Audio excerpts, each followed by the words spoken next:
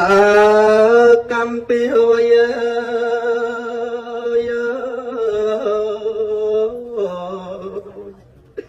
បានជាខ្ញុំត្រង់រងទុកធំអ្វីម្លេះណា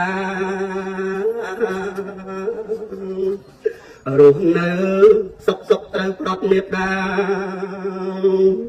ឲ្យខ្ញុំជឿផ្សា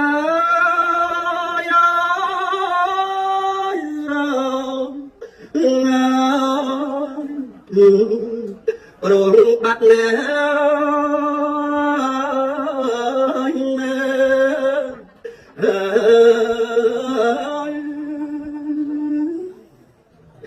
អោកម្មលោកី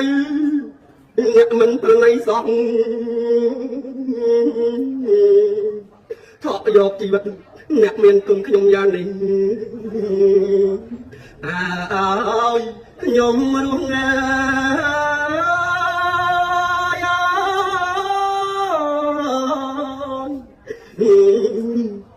យ៉ាងណាអង្គ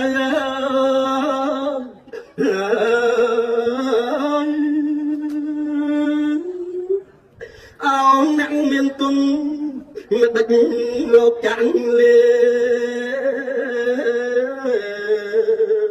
ទុកឲ្យរូបកូនរុំរងទុកកំពីរងទុកវេទនា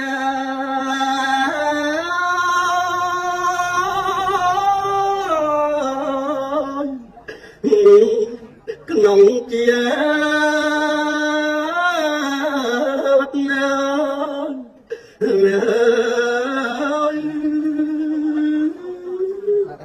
ពីថ្ងៃនេះទៅខ្ញុំទៅនៅឯកាលែងឃើញមុខម៉ែលែងបានស្ដាប់វាចាមេត្តាទៀតណាយា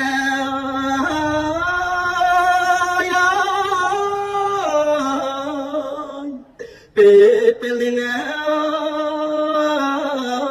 ទៅ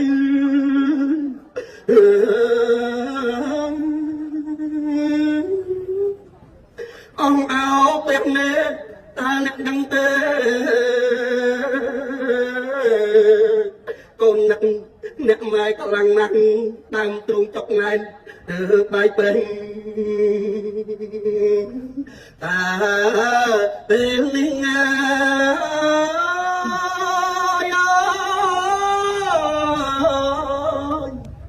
អ្នកនៅទី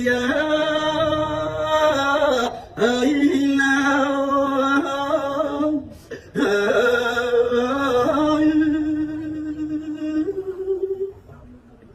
អង្គអោព្រះមេត្តា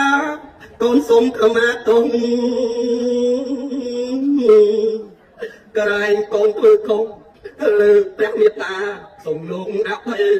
អត់ទោសាដល់កូនផងណា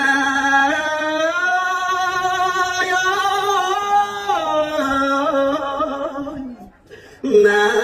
ព្រះណា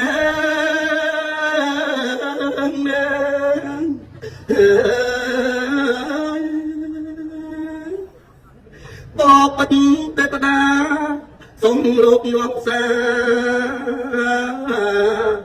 នៅបុណ្យកុសល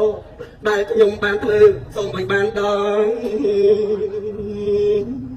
មេត្តាខ្ញុំផងណា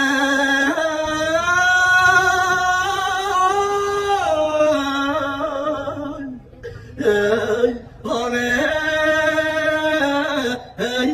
ណា